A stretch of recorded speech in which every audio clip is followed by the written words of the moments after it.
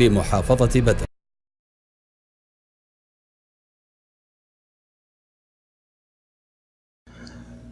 ফরজ ইবাদত, নফল ইবাদত থেকে নিয়ে সব ইবাদত করে যাচ্ছি, হারাম হালাল বেঁচে চলতেছি।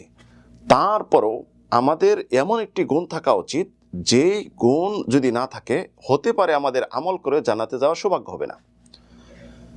যেটি হলো অন্তরের গুণ, অন্তরের একটি বৈশিষ্ট্য, যার কারণে রাসূল সাল্লাল্লাহু আলাইহি সাল্লাম এক সাহাবীকে জান্নাতের সার্টিফিকেট দিয়ে গেছেন।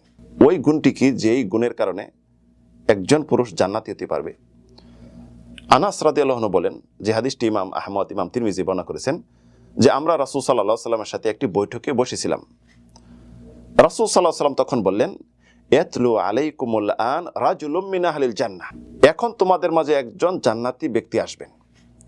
ফাতালা রাজুলুম মিনাল আনসার ইয়ানতুফু লিহিয়াতাহু মিন উদুইহি, তখন দেখা গেল একজন আনসারী ব্যক্তি আসলেন, এই দাড়ি দিয়ে ওযুর পানিগুলি জড়তেছে।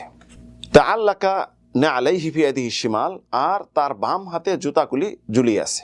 দ্বিতীয় দিন রাসূল সাল্লাল্লাহু আলাইহি সাল্লাম ওই উক্তি করলেন যেটি প্রথম দিন করেছিলেন। এমনই ভাবে তৃতীয় দিন ওই উক্তি করলেন। দেখা গেল 3 দিনই পর পর ওই ব্যক্তি ওই পর্যায়ে আসলো, ওই গুণ নিয়ে আসলো।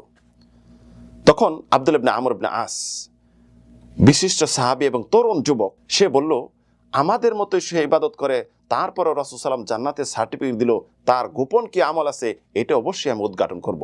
তখন সে তার পিছ ছাড়লো না, বাড়ি পর্যন্ত পৌঁছলো। পৌঁছার পরবর্তীতে তখন বলল আনসারী সাহাবীকে যে, হে ভাই, আমার এবং আমার বাবার মাঝে একটু সমস্যা হয়েছে, আমি তাই 3 দিন তার নিকট যাব না, 3 দিন তোমার কাছে থাকার অনুমতি চাচ্ছি। তখন আনসারী সাহাবী বলেন, থাকো, সমস্যা নেই। রাত্রে একসাথে শুইল, শোয়ার পরে 3 দিনই রাত্রে যখন জাগ্রত হয়, জাগ্রত হওয়ার ওই দোয়াটি পরে, যেই দোয়াটি করলে আল্লাহ রাব্বুল আলামিন তাকে সে যা চাবে তাই দেয়। আর ফজরের নামাজে উঠে 3 দিন যখন অতিবাহিত হলো, তার আমল খুব কম মনে হলো আব্দুল্লাহ ইবনে আমর ইবনে আসের কাছে, এবং বলল এত আমল খুব কম করে। আর তার একটি বৈশিষ্ট্য বলল, এই 3 দিনের মাঝে তার মুখ দিয়ে কোনো মন্দ কথা বের হয়নি। যখন 3 দিন শেষ হলো তখন বলল, দেখো ভাই, আমি আমার বাবার মাঝে কোনো সমস্যা ছিল না, তবে রাসূল সাল্লাল্লাহু আলাইহি সাল্লাম তোমার ব্যাপারে এই বলেছেন যে একজন জান্নাতি সাহাবী আসতেছে। দেখা গেল 3 দিন পর পর তুমি আসছো, তুমি কি আমল করো, এই আমলটি জানার জন্য তোমার আমলটি বলো। তখন আনসারী সাহাবী বললেন, মা হুয়া ইল্লা মা রাইত, আমি অতিরিক্ত কোনো আমল করি না, তুমি যা দেখছো এটি আমল করি।